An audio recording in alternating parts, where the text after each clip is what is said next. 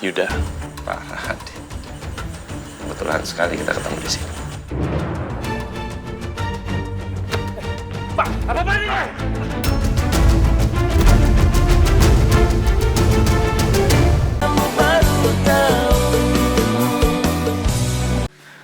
Jadi begitu ceritanya. Astagfirullah. Saya benar-benar nggak habis pikir loh. Saya nggak nyangka kalau Pak Riko ternyata tega berbuat seperti itu terhadap kamu, Mai. Sekarang saya jadi trauma. Hidup saya nggak pernah bisa tenang karena saya selalu ingat dengan kejahatan yang dilakuin sama Mas Riko. Semoga aja saya nggak pernah harus ketemu lagi sama Mas Riko. Tapi kan, ntar kalau anak Bu Maya lahir, suatu saat pasti dia nyariin bapaknya. Saya akan berjuang untuk ngebesarin anak sini sendiri, Pak Wahab. Dia nggak butuh sosok ayah yang nggak punya perasaan seperti Mas Riko. Ya Allah.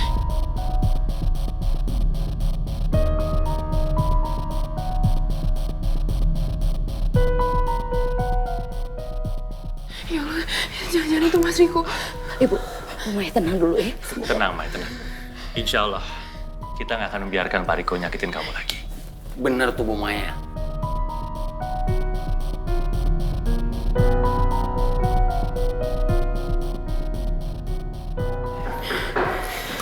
Pak Wahab, udah. Biar saya aja yang buka pintu ya. Baiklah. Tapi Pak Radit, semoga bukan ya Bu.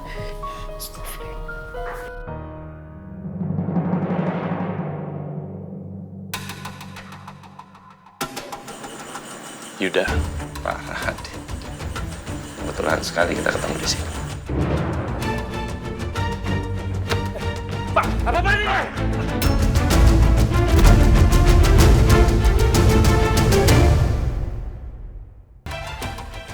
Gara-gara Anda. Gara-gara Pak Radit. Rianti itu meninggal, Pak. Pak Radit gak bisa menjaga Rianti dengan baik. Pak Radit itu seharusnya bertanggung jawab atas apa yang sudah terjadi sama Rianti. Pak Radit tolongin. Abang, ayo.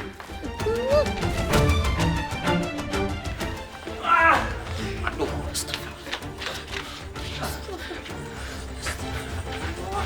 Mas, tolong jangan berkelahi di sini. Tolong berhenti, Mas. Pak, dari awal saya udah gak setuju Pak Radit itu berhubungan sama Rianti. Ini yang terjadi. Seharusnya Pak Radit itu sadar diri, Pak. Mundur. Jangan berhubungan sama Rianti.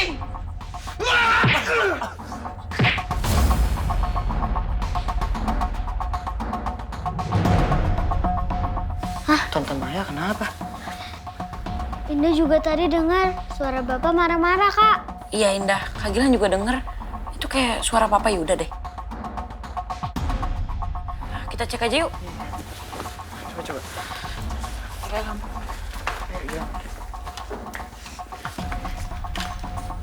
Ya Allah Bang, tolongin apa Bang?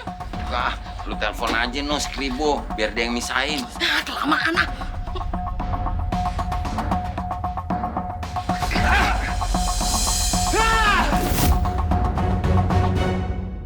Memang saya yang salah. Saya yang bertanggung jawab atas kematian Rianti. Saya sadar. Saya memang gak pernah pantas untuk Rianti. Pukul saya. Pukul. Pukul saya. Kenapa diam aja? Bunuh saya.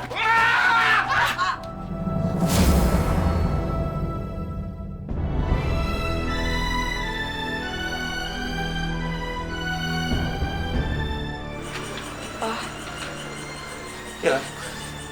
Sayang.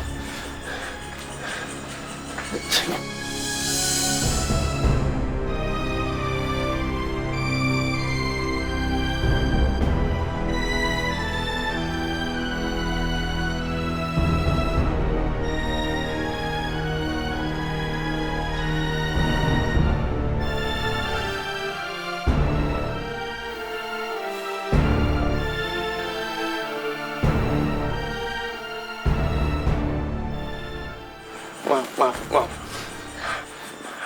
Bapak nggak bermaksud pengen berkelahi di sini, maaf sayang. sekarang Gilang udah gak punya siapa-siapa lagi, Pak. Mama udah gak ada, papi udah gak ada. Gilang sekarang jadi anak yatim piatu. Enggak, Gilang. Enggak. Gilang bukan anak yatim piatu, sayang. Gilang masih punya papa. Papa yang selalu menyayangi Gilang.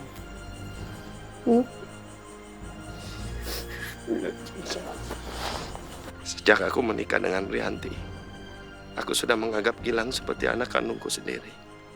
Aku sangat menyayangi Gilang. Bahkan setelah aku dan Rianti nggak bersama lagi, rasa sayangku terhadap Gilang nggak akan pernah hilang.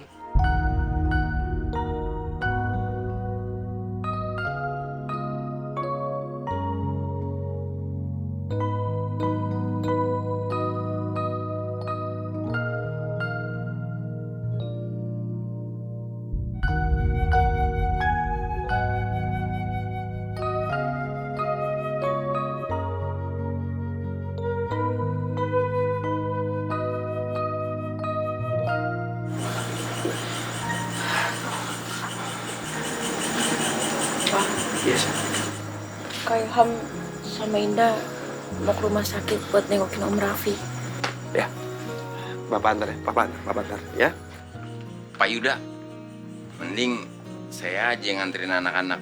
Soalnya kalau Pak Yuda yang nganterin ntar repot lagi, balikin kemari lagi. Nah, udah nggak apa-apa. Anak-anak biar sama saya aja. Urusan nanti tuh nanti aja. Tapi sebelum kita ke rumah sakit, kita jemput Ibu Dewi ya, sama Ibu Mida dulu ya, sayang ya.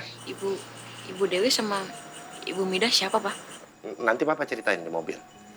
Ya? Kita ganti sepatu dulu ya, Pak? Iya, cepat. Iya, sayang. Iya, ganti.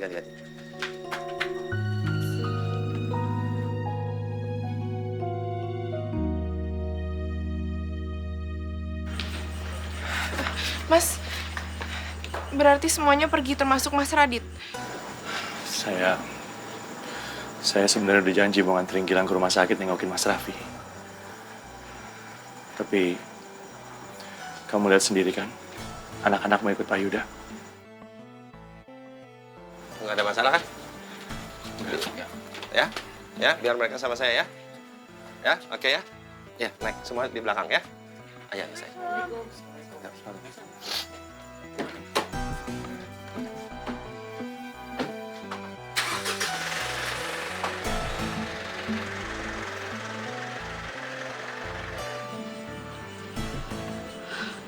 Mas, saya takut kalau Mas Riko nekat ke sini untuk nyamperin saya. Udah, kamu gak usah takut. Saya nggak mana-mana juga. Makasih ya, Mas. Karena sudah ada Pak Radit sama Bang Wahab, Bu Maya Lili tinggal ke belakang dulu ya. Mau beberes. Iya, Mbak.